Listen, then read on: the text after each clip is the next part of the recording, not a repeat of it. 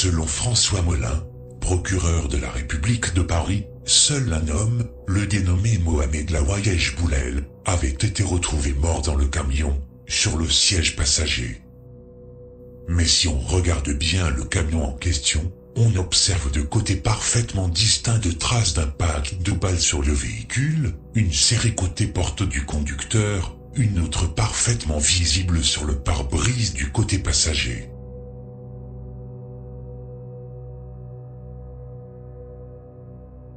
Le 15 juillet 2016, ce quotidien russe avait rapporté le témoignage de Baï Parchov, un rescapé de la tuerie de Nice.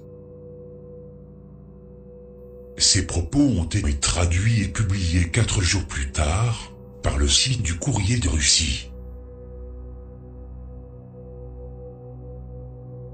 Le jeune homme de 28 ans est catégorique. Il ne comprend pas pourquoi on ne parle que d'un terroriste. Ils étaient deux. Un qui conduisait et un autre sur le siège passager, c'est lui qui a tiré. Mais cela ne s'arrête pas là pour autant.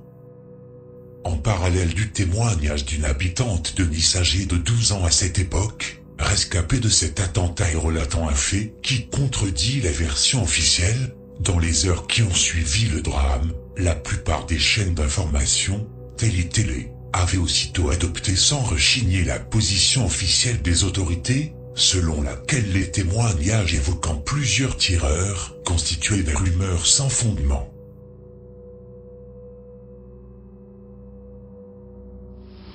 Ouais, on a pu rencontrer des gens choqués qui n'ont pas forcément assisté à la scène directement. En revanche, 2 personnes que nous avons croisées avec Elliot Devin qui m'accompagne ici étaient sur la scène de ce fameux concert qui avait lieu sur la promenade des Anglais juste après le feu d'artifice.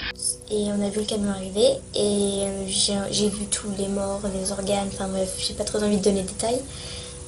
J'ai été traumatisée en fait et le camion s'est arrêté à 2 mètres de moi. Un chanteur, un musicien, pardonnez-moi, et une choriste qui étaient sur la scène et qui nous ont raconté longuement ce qu'ils avaient vu, et les témoignages sont troublants. Évidemment, il est impossible de vous donner des informations officielles parce qu'il s'agit de gens qui sont extrêmement choqués, qui ont vécu l'instant présent et qui forcément ont une réalité qui est peut-être altérée. Donc j'ai eu vraiment beaucoup de chance. J'ai commencé à reculer et quand je me suis retournée, ma pote elle était en train de se faire prendre par la foule et je l'ai vue pleurer. Ne prenez pas cela pour une information, mais ce que l'on nous a raconté, c'est qu'ils ont vu ce camion donc fendre la foule sur le coup. La jeune fille, la choriste qui nous a raconté cette scène, donc qui était sur la scène et qui avait un petit peu de hauteur par rapport à la promenade des Anglais, nous a vu ce camion arriver. Sur le coup, a pensé, mais qu'est-ce que c'est que cette personne qui roule à contresens, et puis très rapidement, elle a compris la situation, ce camion qui a fendu la foule, qui écrasait, qui zigzaguait. Je comprenais pas ce qui se passait. Donc ce que j'ai fait, c'est que je suis restée sur place et je savais pas trop quoi faire, j'étais un peu dans le choc. Et ces coups de feu et ces gens autour qui disaient « ils tirent, ils sont en train de tirer, ils sont en train de tirer » au pluriel. Voilà ce que je veux vous dire, c'est qu'on nous parle ici, les témoins nous parlent au pluriel de personnes qui seraient donc intervenues, de ces fameux terroristes, puisqu'il faut évidemment utiliser ce mot ce soir. Et c'est un garçon à peu près 18 ans ou 17 qui m'a dit de courir vite. Donc c'est ce que j'ai fait et c'est un couple de Russes qui m'a caché sous leur corps. Et après une 50aine de personnes est arrivée, on s'est tous entassés. Il fallait se taire, il fallait pas pleurer et tout, mais il y a tout le monde qui pleurait. Moi j'arrivais même pas à pleurer tellement j'étais en choc. Des fois ma respiration elle se bloquait. Donc voilà, il s'agit de témoignages de gens qui ont vécu le moment présent et on ne peut pas vous donner cela comme une information absolument fiable, mais on nous parle au pluriel, on nous parle de gens au pluriel ici.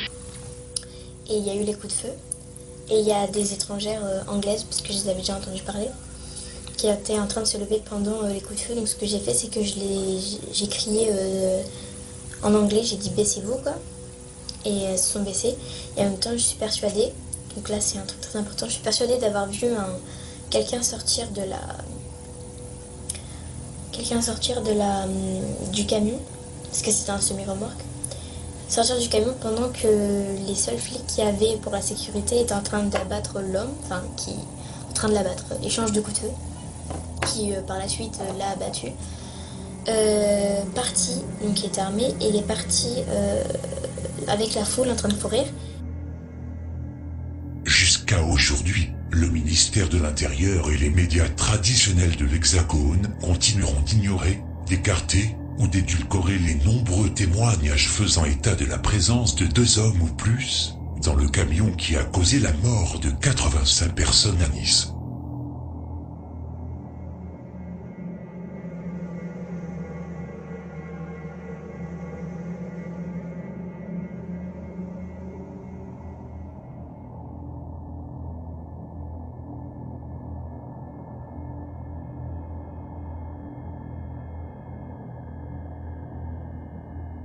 Voici une interview particulièrement édifiante fomentée par le pseudo-journaliste Alain Marchal, interrogeant Nader El Safi, un touriste égyptien, non francophone et témoin de l'attentat. Anglais, il était encore choqué, mais il tenait à témoigner, à nous raconter ce qu'il avait. Your name is Nader? My name is Nader, yes. You were just beside the man with the truck. Just in front of the camion, just like 1 meter, 1.5 meter only. J'étais à 1 mètre, 1m50. And you saw him I saw everything from the start, and I was in the street like this, and he was coming in front of us. Et donc il remontait la rue, le camion est arrivé en face de lui. He just stopped in front of me. Il s'est arrêté en face de lui. After he stepped on a lot of people in the street, all down the street. Et puis il a foncé tout au long de la rue, écrasant les gens sur la route. I saw a guy in the street. Me and him were trying to speak to the driver to stop. Ils étaient en face du camion, ils essayaient de parler au conducteur en lui disant d'arrêter. And you saw the driver? Yes, I saw him, and like he was not controlling. He was nervous. He was not controlling the wheel. Il ne contrôlait pas le. Yes, and I looked to the girl under the car because he smashed her, and il regardait à ce moment-là malheureusement une jeune femme. The guy in there was a girl under the truck. Yes, I didn't see behind already, but I saw one. And he was driving over her. Il roulait sur elle. He smashed her all over the way, and the guy next to me, he pulled her à out. côté de lui, il y avait un homme qui essayait d'attraper la jeune femme et de l'extirper de dessous le camion. Till that moment, we didn't think that he did it on purpose, and I was talking to him. À ce moment-là, ils ne pensaient pas qu'il le faisait de manière délibérée. Ils ont essayé de lui parler, de lui dire que se passe-t-il, mais we thought he lost control. Il pensait qu'il avait simplement perdu le contrôle du camion. And he was moving inside like this, and I saw he's like holding something like a cell phone. Il tenait comme un téléphone portable. He will call the ambulance. This is what I thought. That voilà, il pensait qu'il appelait l'ambulance. En fait, like it was just a jam car accident. Yes, this is all what we thought, and voilà, even the police. Qu'il s'agissait simplement d'un accident de la circulation. And in 1 second, I saw him taking out his gun. Ils l'ont vu prendre un pistolet. Again, it was a gun. It was a rifle. No, a gun. Donc un pistolet. Pistol. Yes. Yeah, and even though I was still naive to think that maybe someone is attacking him from the other side. Au départ, il a pensé naïvement qu'il était peut-être en train d'être attaqué lui-même. He is trying to defend himself. Self-defense. Exactly. Until I saw the police, he started to shoot the police. Il a vu because he saw the police is going in a circle across the windshield. Across the window. Yes. À travers le pare-brise, il a vu commencer à tirer sur la police. And in that moment, the officers asked us, me and the people next to me, to run because it was gun shooting. Leur ont demandé de se were in the pousser parce middle of the gun que les tirs ont commencé.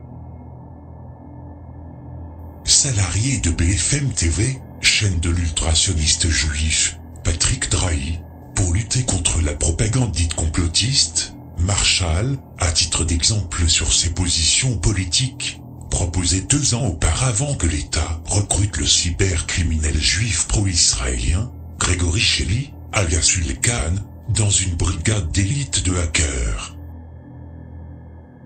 Merci d'avoir été avec nous. Non mais vous trouvez pas que c'est pas paradoxal parce qu'on nous explique toujours qu'on peut rien faire sur internet, qu'on peut pas arrêter ces sites de propagande parce que ça se passe à l'extérieur. Non mais des hackers dans le monde entier, on peut en trouver si tu veux, on peut recruter une brigade d'élite de hackers qui mènent des cyberattaques. Je veux dire, il y a Ulkan, là, le fameux hacker israélien. Le type apparemment il est tout seul ou ils sont juste 3 ou 4 autour de lui en Israël et il arrive à rentrer dans toutes les défenses. Tu veux le retourner Ulkan? Il n'y a pas que lui qu'on peut trouver, enfin.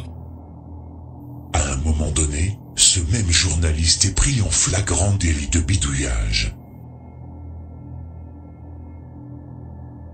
Yeah. You were in the middle of a gun shooting. So I had to step. Did he look like, after you saw him, like a terrorist, or normal, and he was wearing the uniform of them, blue uniform like the police or like the drivers. I don't know. Il était habillé simplement en bleu comme un conducteur de.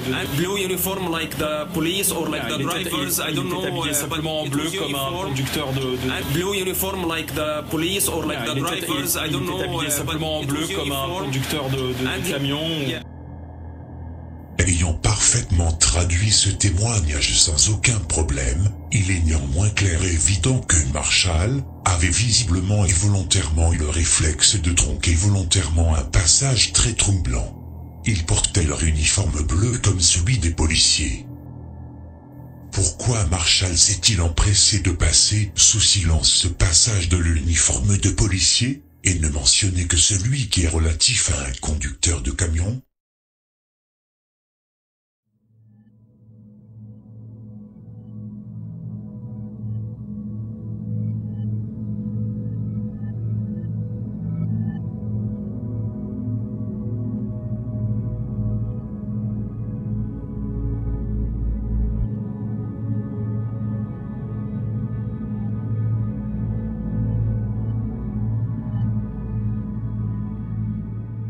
Le 17 juillet 2016, les hebdomadaires Le Point et Marianne publiaient partiellement le procès-verbal officiel consulté par l'AFP et contenant le témoignage de Magali, ainsi que celui de ses deux collègues. Je cite: une équipe de la brigade spécialisée de sûreté, une femme et 2 hommes, observent les nombreux spectateurs prendre le chemin du retour. Ces 2 gardiens de la paix et un adjoint de sécurité sont chargés de sécuriser la promenade conformément au service d'ordre, raconte l'un d'entre eux dans le PV. Ils reçoivent alors un appel radio leur indiquant qu'un camion a percuté des passants. Ils sont appelés rue des États-Unis. Très vite, un deuxième message radio les informe que le poids lourd se trouve sur la promenade des Anglais. Positionné avec 2 collègues non loin du Casino Rulle, un agent voit les badauds commencer à quitter les lieux. L'évacuation se passait lentement et dans le calme, dit-il. Jusqu'au moment où celui des 3, qui détient l'unique radio, capte un message de notre station directrice TN06, avisant les patrouilles qu'un camion fou écrasait les piétons sur la promenade des Anglais, en venant du quartier Ferber, et se dirigeait vers le quai des États-Unis. Il est 22h30, et le message semble indiquer que le camion circule sur la chaussée sud, longeant la mer.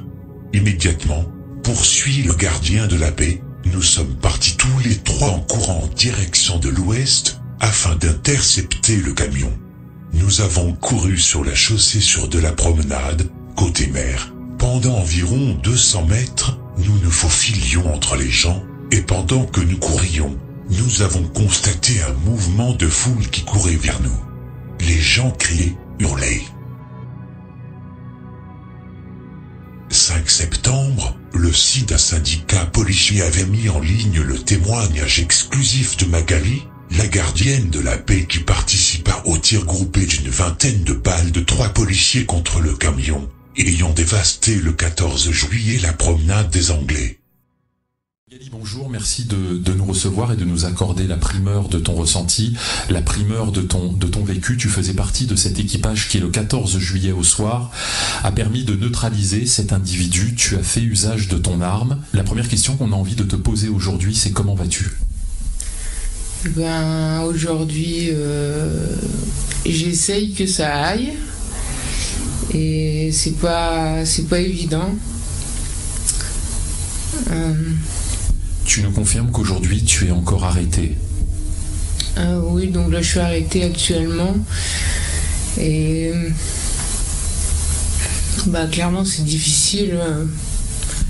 Est-ce que ce soir-là, toi et les collègues, vous savez, lorsque la station directrice vous commande sur les ondes, est-ce que vous savez les uns les autres sur quoi vous partez? Quel est le sens de votre mission à ce moment bien précis quand on fait état d'un camion fou qui traverse la promenade des Anglais? Est-ce que vous savez exactement sur quoi vous allez? Alors nous, on était postés à un angle de rue en fait pour sécuriser le feu d'artifice, la sortie du feu d'artifice, et il y avait des concerts aussi pour la prom party. Donc nous, on attendait que la foule s'évacue en fait, et en fait il y a eu un mouvement de foule. On a vu les gens courir sur la promenade. Donc on s'est demandé ce qui se passait, quoi. C'était un court instant, donc on est parti en courant à l'inverse du mouvement de foule. Nous on n'avait pas d'informations, parce qu'en fait par la suite on sait que nos radios ont décroché, nos radios marchaient pas. Donc on est parti au sens inverse de la foule pour voir ce qui se passait. Et là en fait au bout de 2-3 secondes on a vu surgir ce gros camion blanc là qui percutait en fait qui se rentrait dedans avec un scooter noir, quoi. Donc là on s'est dit la même chose en reparlant après avec mes collègues. Moi j'ai cru tout de suite que c'était un gars qui était bourré en fait, qui était sur la promenade, parce qu'on n'a pas vu des gens se faire écraser, quoi. On a 2 secondes pour voir un gros camion blanc qui arrive sur la promenade et qui rentre dans un scooter. Donc on est parti tout de suite sur la cabine en criant au mec de s'arrêter. Et en fait quand on arrivait à 2-3 mètres en contrebas de la cabine, quand on a voulu intervenir sur la cabine, en fait le conducteur a pris une arme sur le côté et nous a tiré dessus avant de réaccélérer à vive allure. Donc là, on a eu très peu de... Sur le moment, on n'a pas le temps de comprendre ce qui se passe. On comprend juste qu'on se fait tirer dessus. On a l'image de ce canon en face des yeux. Et donc le camion est reparti dans le même temps en fait, et là on est parti en courant derrière avec mes collègues, et là on a commencé à voir des gens qui sortaient sous les roues de l'arrière du camion, qui étaient éjectés sur le côté du camion, donc comme une éclaboussure en fait, mais sauf que c'était des corps. Quel est l'intérêt relatif entre ces 2 publications extraites du procès-verbal et le témoignage télévisé de Magali? Nous on n'avait pas d'informations, parce qu'en fait par la suite on sait que nos radios ont décroché, nos radios marchaient pas. Parce qu'en fait par la suite on sait que nos radios ont décroché, nos radios marchaient pas. Elle indique incidemment que les radios ne marchaient pas, ce qui renforçait selon elle la confusion parmi ses collègues à propos de l'origine du mouvement de foule, observé juste avant l'arrivée du camion.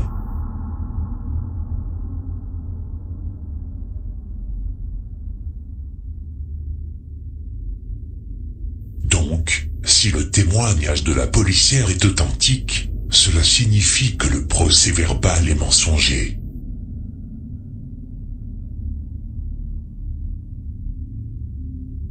Le 27 juillet, la patronne de la police des polices, qui n'a pas voulu consulter la vidéosurveillance de l'attentat, avait précisé, lors de la remise de son rapport d'audit sur la sécurité du 14 juillet à Nice, qu'elle n'avait pas non plus saisi les radios.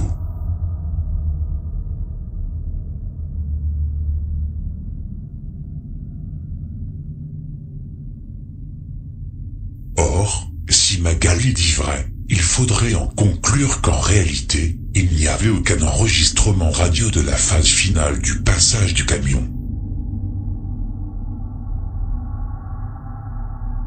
Cependant, le témoignage de Magali avait été curieusement obtenu en exclusivité et diffusé par Unité SGP Police Force Ouvrière, syndicat dont le porte-parole et secrétaire général adjoint se nomme Nicolas Comte. Notre pays est confronté à des événements aussi importants. Il faut de toute façon donner du sens au métier de policier. Il faut que, autant que faire se peut, on puisse aussi former peut-être psychologiquement les fonctionnaires de police à affronter ce genre de situation, et qu'en tout cas, quand ils l'ont affronté, on ne les oublie pas. Depuis 2005, il est singulièrement proche avec le CRIF, l'organisme ultra-sioniste auprès duquel il est conférencier.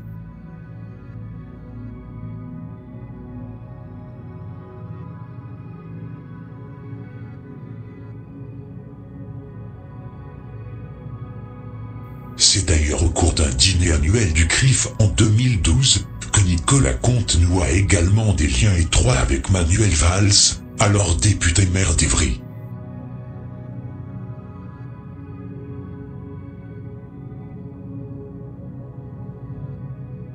Mieux encore, Nicolas Conte est un proche et admirateur de l'extrémiste franco-israélien, ancien commissaire de police, mais surtout un gros pourvoyeur de l'antisémitisme.